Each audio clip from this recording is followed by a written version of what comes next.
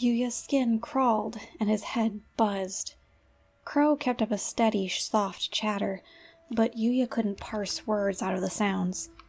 He was getting a cold sweat, and he wasn't sure if it was because the new moon was near, or if it was just because he was worried about the moon.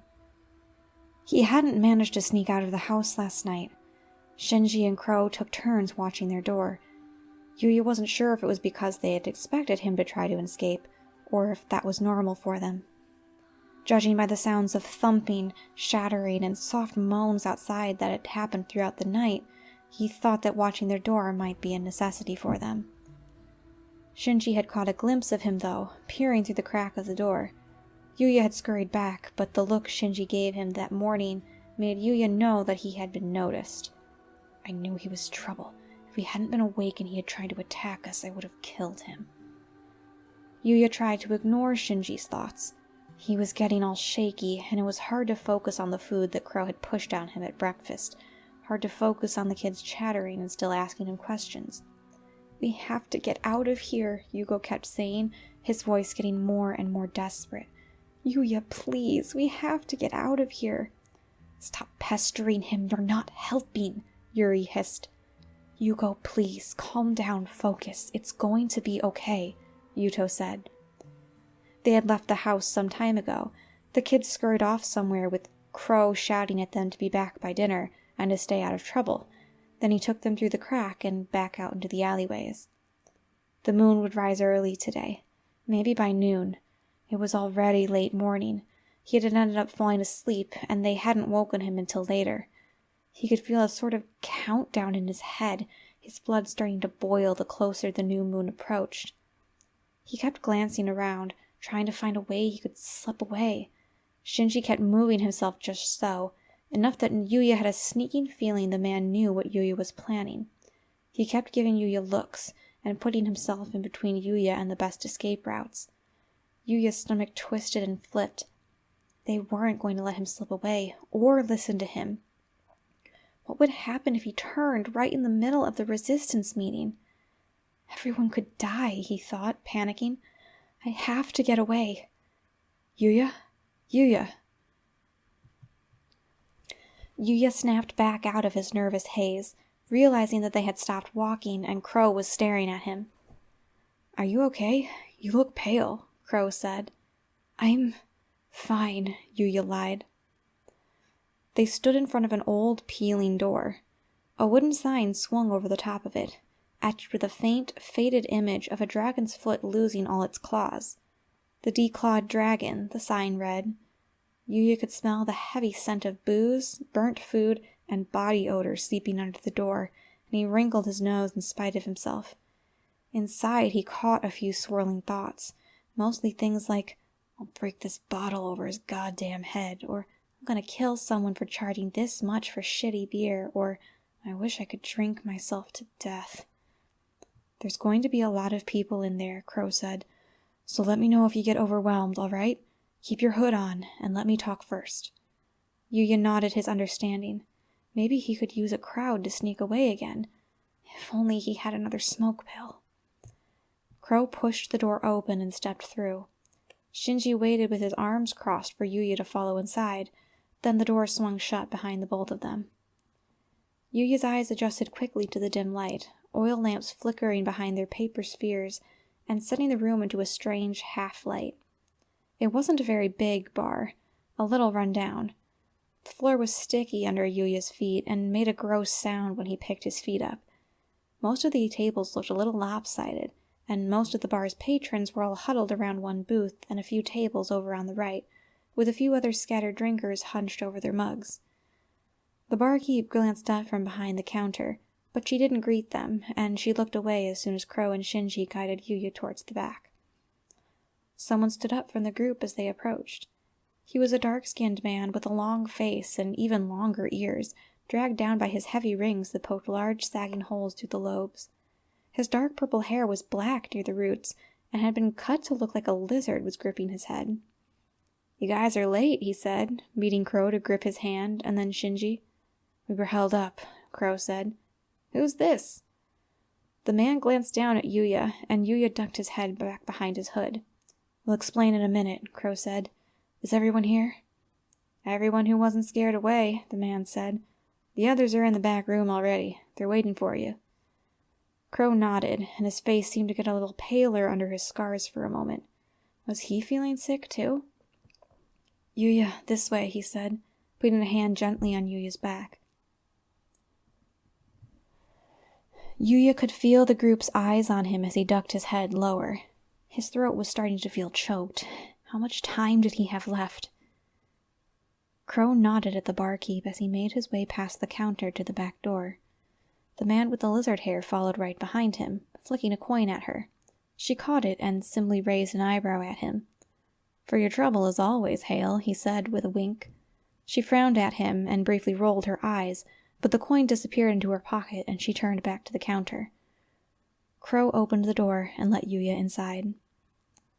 This room was bigger than even the main bar. It was a simple space, wood floor and wood-paneled walls bare of any kind of decoration.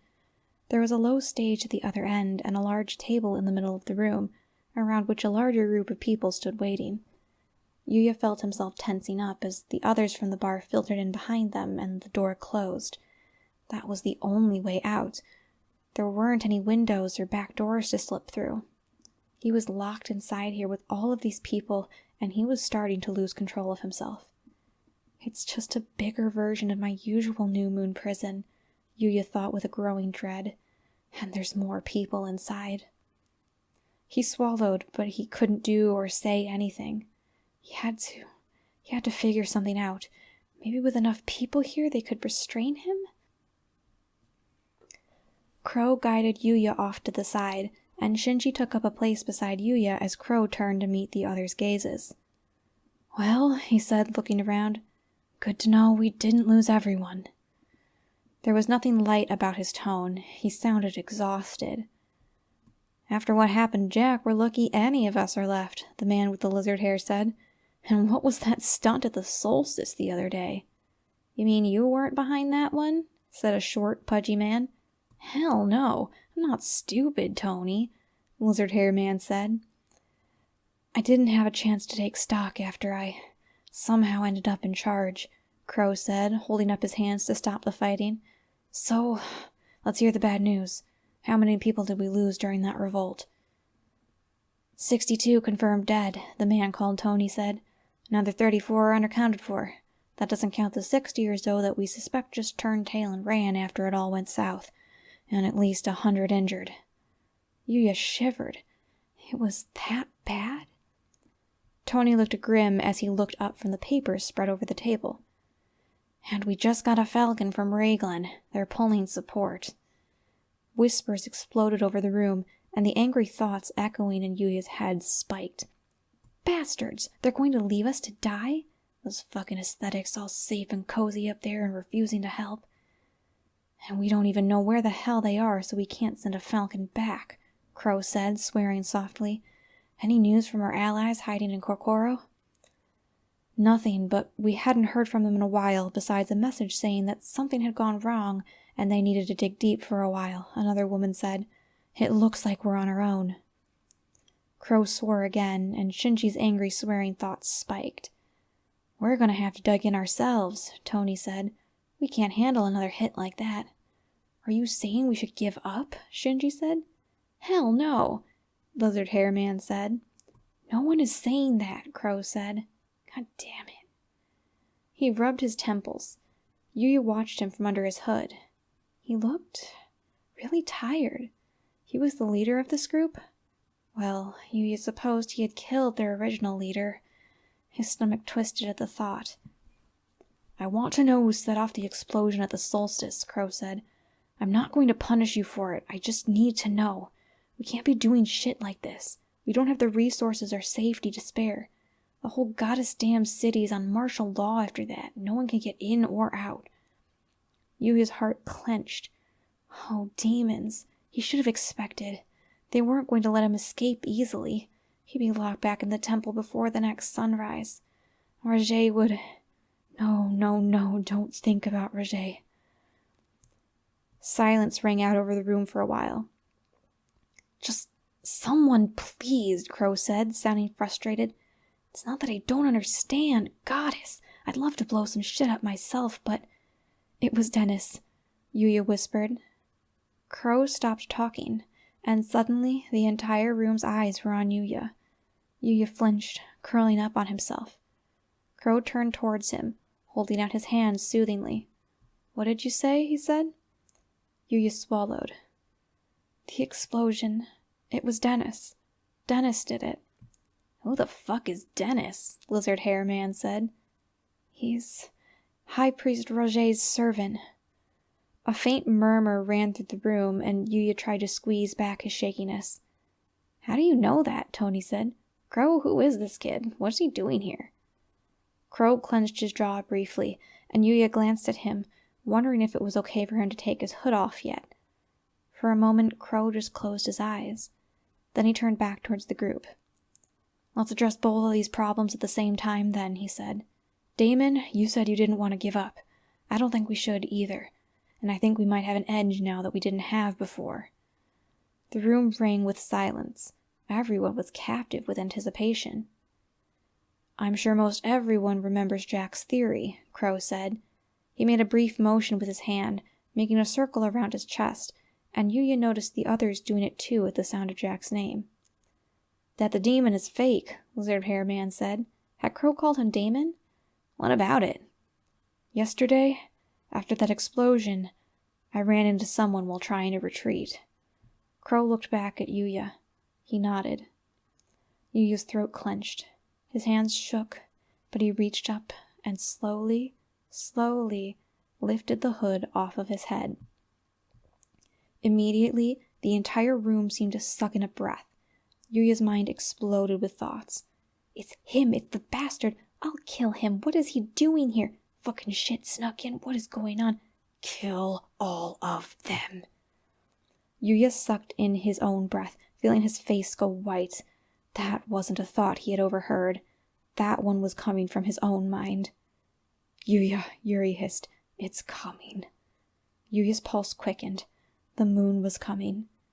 The room was suddenly full of voices clamoring in his head, and he couldn't tell if they were actually speaking or if it was just their thoughts or both. Oh, demons, he was running out of time. "Listen! Listen to me!" Crow roared at the crowd, and finally it got a little quieter. "Yuya, can you show them your scars?" It took Yuya a few seconds to actually process what Crow was saying. He tugged on the collar of his robes, dizzy. Maybe if he did as they all asked quickly, they'd let him disappear before he lost it. Another brief series of inhales rang around the room. "Fucking," Damon swore. "I'd never seen that many blood runes on one person before." "Is he all right?" a younger man asked, looking concerned. "Is this... Crow, is that really him?" Tony said. Crow nodded. "Why do you think the priests are going crazy out there? It's not to look for someone who blew up an alcohol tent. It's because the Emperor is missing." Whispers blew up around the room. Yuya's head was spinning. The room was getting a little hazy as his vision shifted. He could see people starting to glow a little now, their heat rising off their bodies in an aura. "Kill them! Kill them all!" So the explosion was? Why would High Priest's servant do that? Yuya swallowed, trying to think past the thoughts. "He was giving me a distraction," he mumbled, "so I could get away." "You were trying to escape?" a tall, red-haired woman asked, looking surprised. "The priest clearly kept him imprisoned," Crow said. It would explain why he always looked so jerky and expressionless during presentations. The blood runes were suppressing his movements. More whispers, more echoes in his head. "So the demon isn't real," someone else said. "They've been lying to us?" "That was Jack's theory," another said, "that he was a fake to keep us in line." "A kid is easier to control," someone agreed. "Why all the runes? Couldn't they just scare him into behaving? Seems a little over the top. This could be a trap. He might be a plant." The priest seemed pretty distressed. "Hugo's gone," Yuto said, his voice trembling. Hugo's already gone, and Yuri's going too." Yuya swallowed. He tried to reach for Crow, to tug on his shirt to let him know that he needed to get out of here before everything went to hell. Yeah, Yuri gasped. That sword. Yuya's eyes slid across the room. That woman with the short red hair near the table was carrying a very long sword on her belt. Yuya felt his throat close up, knowing what Yuri was implying they do. I'm not fake, Yuya said, his voice thin even to himself. Please, please, Crow. The new moon is rising. It's almost too late, please. Crow startled back towards him. He had been distracted by all the murmuring. He put a hand on Yuya's shoulder. Yuya, no one can hurt you here, he said. I promised I wanted to help you, all right? No, Crow, you don't understand. Kill him. Rip him apart. Tear out their throats. I'm a pawn to them, but I'm not fake. I'm really a demon, and I'm about to lose control. You have to get me away from everyone. Please, Crow, I don't want to hurt anyone anymore. Please, Crow, please. What's wrong with him? Damon said. He sounded so far away. In Yuya's mind, Yuto, Yugo, and Yuri's voices echoed with the other one. All three of them were gone. Yuya wasn't far behind. Kill all of them. Kill the goddamn humans. Rip them to shreds. Eat them alive. Kill them for their insolence. Oh, goddess, what's happening to him? Yuya could see the gray scales growing up from the tips of his fingers and down into his sleeves. He was sure his face was going gray, too, cracking as though he was turning into dry earth, blood-red runes spilling out over his skin like tattoos. He wasn't going to get away from them in time. The sword was the only option. Luckily, the woman had drawn closer to them to see what was going on. Yuya ripped himself free of Crow's steadying hand and lunged for the sword. The woman's eyes flashed. She did the work for him, pulling her sword free in self-defense, but yelped as he grabbed for the hilt instead of her. The surprise, and his own rapidly increasing strength, was enough to snatch the weapon away. A scream rose out over the group, and shouts rang as Yuya stumbled back, sword swinging wildly in his shaking hands. Crow was shouting. Shinji tried to swipe for Yuya, but Yuya pulled himself back to the wall, stumbling against it. He turned the sword towards himself and plunged it through his own stomach, driving it into the wall behind him. The pain screeched through him, and he shrieked. He whited out from the pain, and then he wasn't Yuya anymore.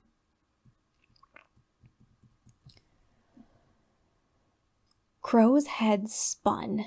The hell was going on? Yuya had gone crazy. Crow thought he might be having a panic attack. Maybe the priest had done something to him at the new moon, and he was afraid the others would do it to him too.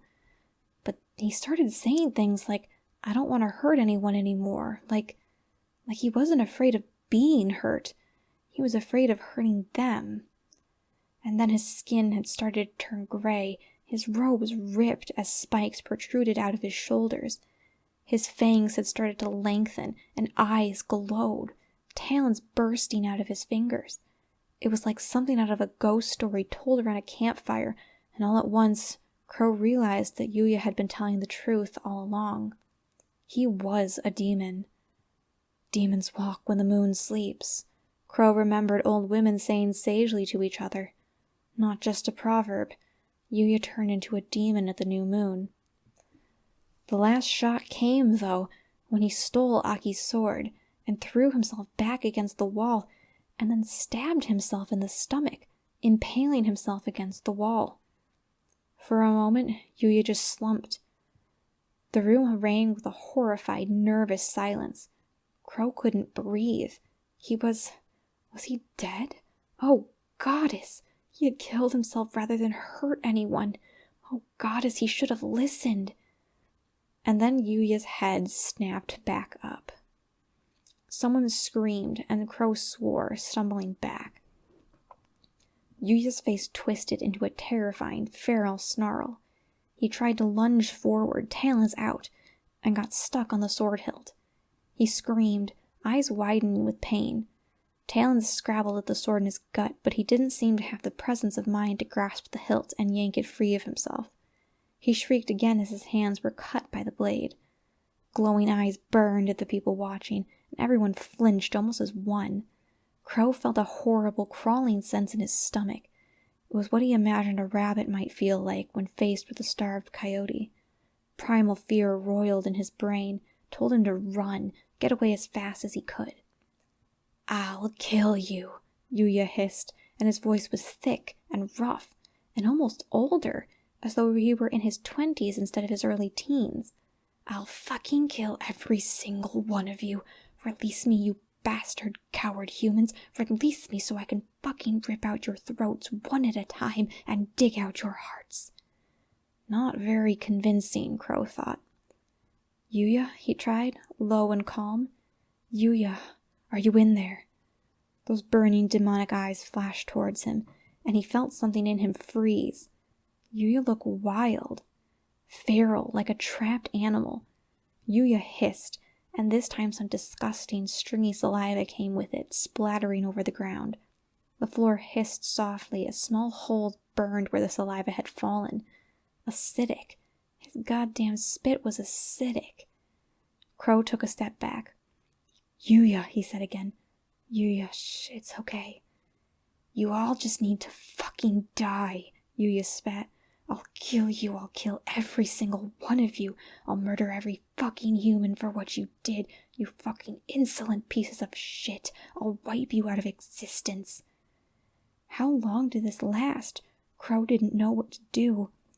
"Everyone out," he said, waving at them without looking back. "Shinji, Aki, you stay. Everyone else out." "Crow." "Out," he hissed. He didn't know how, but they listened. Slowly, the group filtered out into the bar, leaving only Shinji and Aki with him. Aki stepped up next to him, catching his gaze. "Now what?" she said. "All those people were making him more angry. Now we just wait." "Until what?" Shinji said. Until Yuya comes back." "What are you talking about?" Crow just leveled his eyes at Yuya, or whatever was wearing his face at the moment. The boy was actually trying to gnaw on the sword hilt now, trying to bend himself towards it, and shrieking with pain at each movement to try and get his fangs around the hilt. "That's not the real Yuya. It's something else inside him," Crow said. "He used the last of his strength to immobilize himself. That means he doesn't want to hurt anyone." He swallowed. "It was the new moon that scared him. So when it sets—" "He should revert back," Aki said, nodding. "What am I doing here, then?" "You and Shinji are here in case he gets out of that." Her face tightened, but she nodded. Shinji looked white and drawn. Crow just clenched his fist, not taking his eyes off the creature nailed to the wall. Now they just waited.